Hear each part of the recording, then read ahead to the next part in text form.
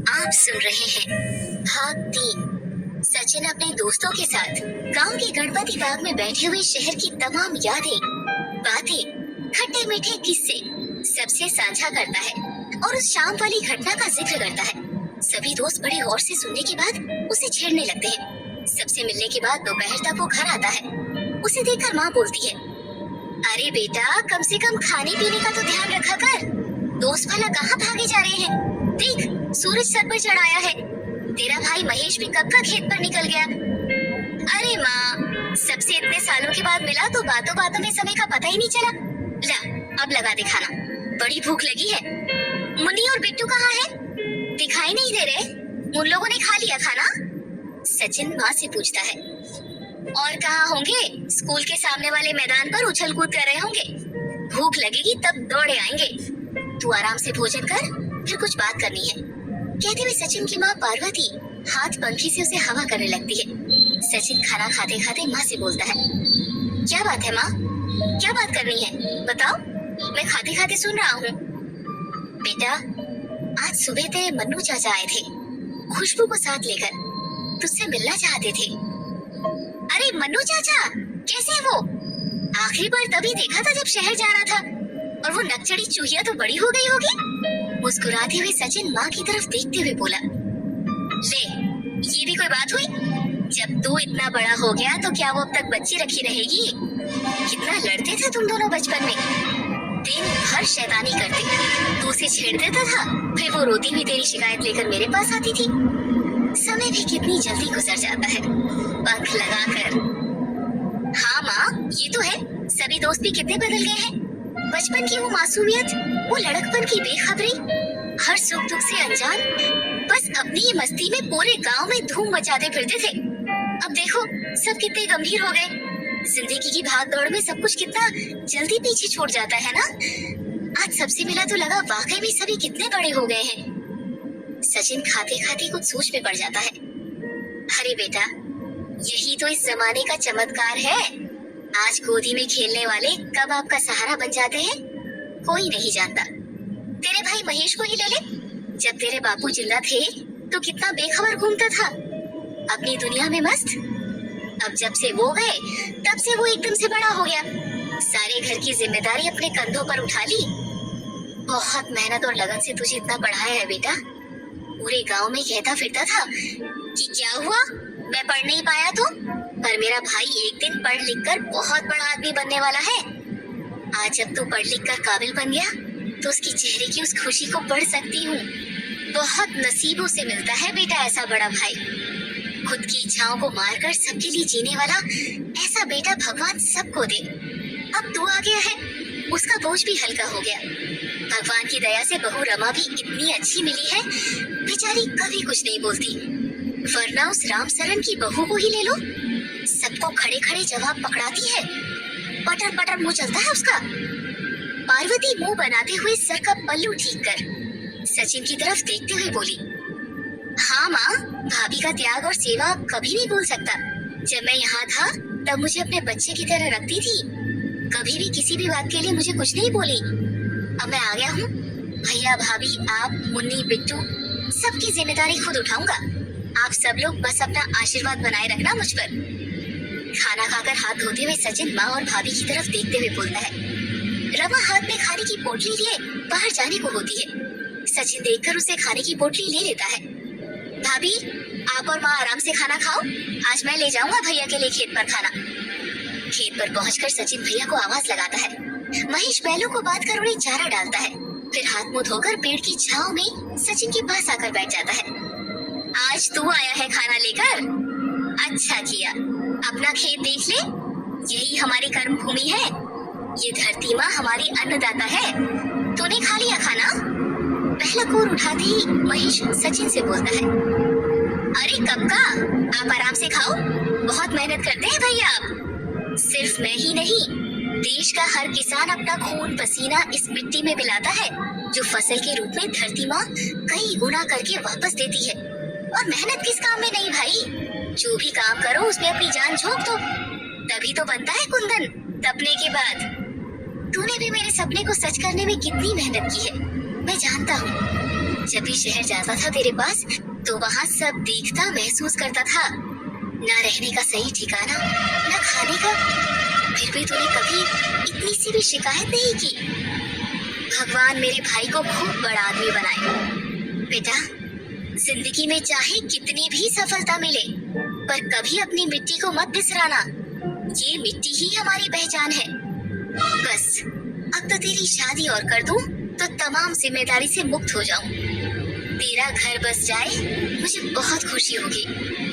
महेश खाते खाते सचिन से बोलता है, अरे भैया, पहले मैं कमाने तो लगूं, फिर करूंगा शादी। इतनी जल्दी क्या है अभी? अरे वो तो तू आज नहीं तो कल कमाने ही लगेगा, उसमें कोई शक है क्या? और चिंता क्यों करता है? तेरा बड़ा भाई जिंदा है अभी, बस तू हाँ कर दे। लड़की हमने देख रखी है।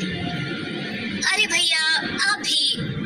ये कहते हुए सचिन बैलों को खोलकर हल जोतकर चलाने लगता है। शर्मा गया? अरे तू ये काम क्यों कर रहा है? तुझे इसीलिए पढ़ाया लिखाया कि तू भी मेरे साथ कीचड़ में हाथ पांव पटके? चल हट, ये काम मेरा है।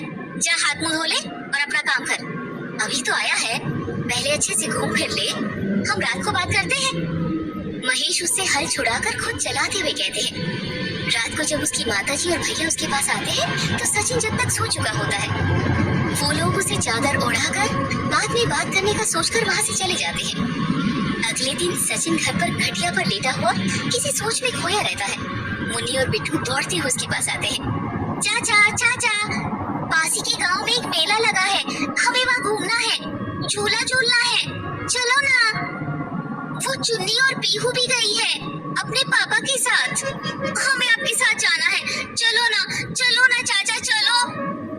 मुन्नी सचिन का हाथ पकड़कर खींचने लगती है। अरे हाँ हाँ ले चलूंगा बाबा, जाओ तैयार हो जाओ। बच्चे खुशी से उछलते हुए दौड़ लगाकर अंदर जाते हैं। तभी हाथ में चाय ली उसकी भाभी रमा आती है। बहुत जिद्दी हो गए हैं ये लोग, आपके आने के बाद तो ये किसी की सुनते भी नहीं। चाय पकड़ाते हुए रमा सचिन से बोलती है, अरे तो क्या हो गया भाभी, बच्चे हैं, मन होता है, और फिर अभी नहीं घूमेंगे फिरेंगे तो कब जाएंगे? ये बचपन ही तो है जिसमें इंसान जी भर कर जीता है। जब बड़े हो जाएंगे तो खुद ही सब पीछे छूट जाएगा। अरे हाँ भाभी, आप भी चलिए ना, आप भी घूम लेना, अच्छा रहेगा। सचिन चाय पीते हुए रमा से बोलता है। अरे मैं क्या करूंगी, आप बच्चों को ही घुमा लाइए, क्या घर में काम भी तो है। रमा बोल ही रही होती है कि तभी सचिन की माँ पार्वती अंदर से आते हुए बीच में बोलती है। अरे बहू क्या हुआ, काम तो होता रहेगा। सचिन ठीक कह रहा है, तू भी घुमा जा। वैसे भी कहाँ जा पाती है, इस बहाने तेरा मन भी अच्छा हो जाएगा। चौकी चूल्हे में तो जिंदगी भर घुटना ही है। तेरे ससुर तो मुझे खूब मेला घुमाने ले जाते थे, उस वक्त की बात ही कुछ और थी। अब तो मुआ ये घुटने का दर्द चलने फिरने भी नहीं देता।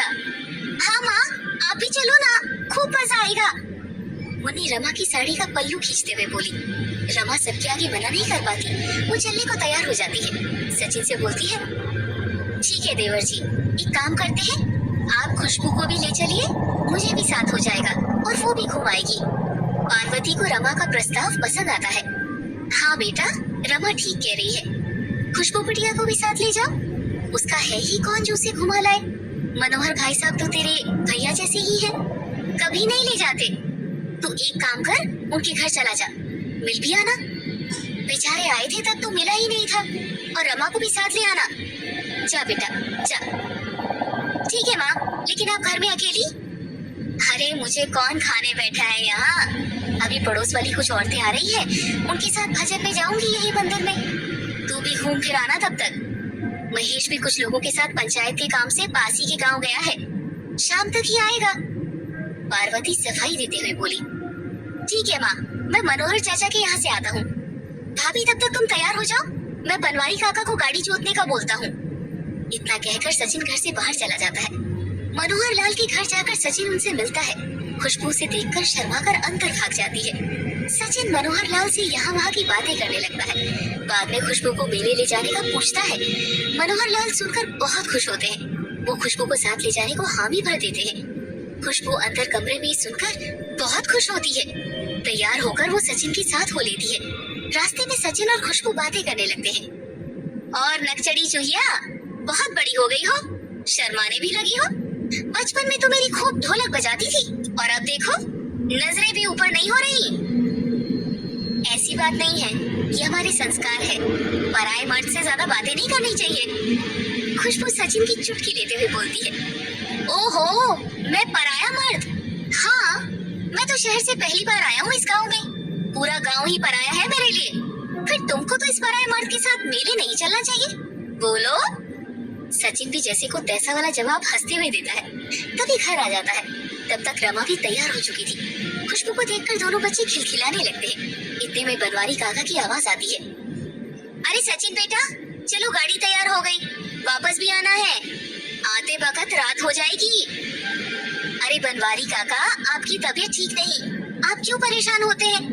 आराम कीजिए घर पर, मैं बैलगाड़ी चला लूंगा। अरे बेटा, ई शहर की फटफटिया नहीं जो कान मरोड़े और चलने लगेगी। बैलन को हाँकना आसान नहीं। बनवारी काका बैल की पीठ थपथपाते हुए बोले। अरे काका, आप लोग भूल गए मैं भी इसी गांव का हूँ। शहर से पढ़कर आया, इसका मतलब ये नहीं कि कुछ नहीं जानता। बचपन में खूब दौड़ाई है बैलगाड़ी। लाओ हाँका दो, मैं चला लूंगा। सचिन बड़े आत्मविश्वास से बनवारी काका से बोला। बनवारी काका उसको मना नहीं कर पाए। सभी लोग बैलगाड़ी में सवार होकर मेले घूमने निकल पड़ते हैं। रास्ते फिल्म का गाना गाने लगते हैं। मेले में पहुंचने के बाद सचिन सभी को झूला झुलाता है, खरीदारी करवाता है। सभी खूब मेले का आनंद लेते हैं। भाभी और खुशबू एक दुकान पर कुछ खरीदारी करने में व्यस्त रहते हैं। बच्चे भी उनके साथ मगन रहते हैं। सचिन बाहर खड़ा खड़ा अकेला बोर होने लगता है, तो वो उन लोगों से आराम से खरीदारी करने का बोल खुद अकेले मेले में इधर उधर घूमकर टाइम पास करने लगता है। घूमते घूमते तभी उसे वो लड़की गुलाबो दिखाई देती है। वो उसे देखकर एकदम से उत्साहित हो जाता है, उसके पास जाने लगता है। वो लड़की गुलाबो उसे देखकर वहाँ से जाने लगती है। सचिन भी उसका पीछा करते करते मेले के बाहर एक सुनसान जगह पर आ जाता है। वो लड़की एक पेड़ के नीचे आकर खड़ी हो जाती है। सचिन उसे आवाज देता है। अरे गुलाबो जी, सुनिए तो। वो लड़की उसे देखकर भी उदास खड़ी रहती है, कुछ नहीं बोलती। ये देखकर सचिन उसके पास जाकर उससे बात करने की कोशिश करता है। आप तो सुन ही नहीं रही, मैं कब से आपको आवाज दे रहा हूँ। मुझे क्यों आवाज दे रहे हैं? हमारी बस एक ही मुलाकात हुई थी उस दिन, इतने में ही आपको मेरा नाम पता चल गया। आपने ही तो उस दिन मेरे नाम पूछने पर गुलाब के फूल की तरफ इशारा किया था, इसीलिए मैंने आपको गुलाबो बुलाया। सचिन मुस्कुराते हुए बोलता है। देखो बाबू, हम शहरी लोगों से ज्यादा बात नहीं करते। अच्छा, तो फिर उस दिन क्या था? तुमने तो मेरे पूछे बिना ही इतना सब कुछ बता दिया था, और आज? उस दिन की बात अलग है बाबू, उस दिन हम खुश थे, पर आज नहीं है। वो लड़की चेहरा उदास बनाते हुए सचिन से बोली। क्यों? आज क्यों उदास हो? इस खूबसूरत चेहरे पर उदासी कहीं से कहीं तक अच्छी नहीं लगती। आप ठहरे शहर में पले बड़े बाबू, हम गरीबन का दर्द क्या जानो, जिसके बापू एक पत्नी के मरने के बाद दूसरी शादी कर अपने बच्चों पर सौतेली माँ लाकर पटक देते हैं। हमारी सौतेली मैया तो हम पर बहुत जुल्म करती है। उस दिन आपसे बात करने के चक्कर में घर जाने में जरा सी देरी क्या हुई, हमारी मैया ने चूल्हे की गर्म लकड़ी उठाकर हमारी वो सताई की, बस मत पूछो। आंखों में आंसू लाकर वो लड़की सचिन से बोली। अरे! सचिन ये सब सुनकर अवाक रह जाता है। और का बाबू, ये तो रोज का किस्सा है हमारे साथ। कल ही देखो कितना मारा उसने। बाबू तो शराब पीकर कोने में पड़े रहते हैं, बस मैया ले देकर हमें ही परेशान करती है। अब तो वो जबरन हमारी शादी किसी गुंडे आवारा से करना चाहती है। उसे पैसे का लालच है, पैसे लेकर हमको बेचना चाहती है। हम तो ये दुनिया छोड़ने की सोच रहे हैं बाबू, अब हमारा मन नहीं लगता इस मतलबी दुनिया में। वो लड़की बोले जा रही थी और सचिन चुपचाप उसकी बात सुन रहा था। बात सुनने के बाद वो उस लड़की से बोला। अरे ऐसा नहीं बोलते, ये जीवन भगवान का दिया उपहार है, इसे ठुकराकर उसका अपमान नहीं करना चाहिए। सचिन उसे समझाते हुए बोलता है। आप लोगन के लिए होगा उपहार, हमारे लिए तो नरक से कम नहीं। अब तो मन चित्कारने लगा है इन सब से। ये देखो कितने जुल्म होते हैं हम पर। वो दुपट्टा उठाकर उसे जख्म दिखाती है। सचिन वो सब देखकर हैरान रह जाता है, उसे कुछ समझ नहीं आता वो क्या बोले। वो गुंडा बदमाश हमारी जिंदगी खराब करे इससे अच्छा तो हम खुद ही अपनी जिंदगी ले ले। वो लड़की नीचा मुंह करके रोने लगती है। अरे अरे आप रोइए मत, मुझे अच्छा नहीं लग रहा। उस ऊपर वाले पर विश्वास रखिए, वो आपके साथ बुरा नहीं होने देगा। ओए सब बातें तो बस सुनने में अच्छी लगती है, जिस पे बीती वो ही जाने बाबू। हमरा कौन है जो हमारी चिंता करे? किसके लिए जिए हम? बोलो, ये सब भुगतने को? नहीं बाबू, कभी नहीं। किसने कहा तुम्हारा कोई नहीं है? नजर उठाकर देखो, कोई है जो तुम्हारा अपना होना चाहता है। सचिन के इतना कहते ही वो लड़की गुलाबो उसकी तरफ हैरानी भरी नजर से देखने लगती है। तभी सचिन फिर बोलता है, मैं सच कह रहा हूँ गुलाबो, जब से तुमसे मिला हूँ बस तुम्हारे बारे में सोचता रहता हूँ। मैं तुम्हारे घर वालों के बारे में कुछ नहीं जानता और ना ही जानना चाहता हूँ। मेरे लिए इतना काफी है कि मैं तुमको जानता हूँ। तुम भोली और बहुत मासूम हो। मैं आज सीधे तुमसे पूछता हूँ, क्या मुझसे शादी करोगी? वो लड़की गुलाबो स्तब्ध होकर जड़ बनी हुई सिर्फ उसकी आंखों में देखी जा रही थी। कुछ देर खामोश रहने के बाद वो बोली, आप कहा और हम कहा बाबूजी? क्या आपके घर वालों को मुझ जैसी गंवार लड़की पसंद आएगी? कभी नहीं बाबू, वो लोग हमको कभी स्वीकार नहीं करेंगे। उदास चेहरा लिए वो गर्दन नीचे कर लेती है। उनकी चिंता तुम मत करो, बस तुम अपना फैसला बता दो, बाकी सब मैं संभाल लूंगा। सबको राजी कर हम जल्दी शादी कर लेंगे, तुम किसी बात की चिंता मत करो। आप जैसा वर पाकर तो कौन लड़की धन्य नहीं होगी बाबू। हमको तो ऐसा लगता है जैसे हम कोई सपना देख रहे हो।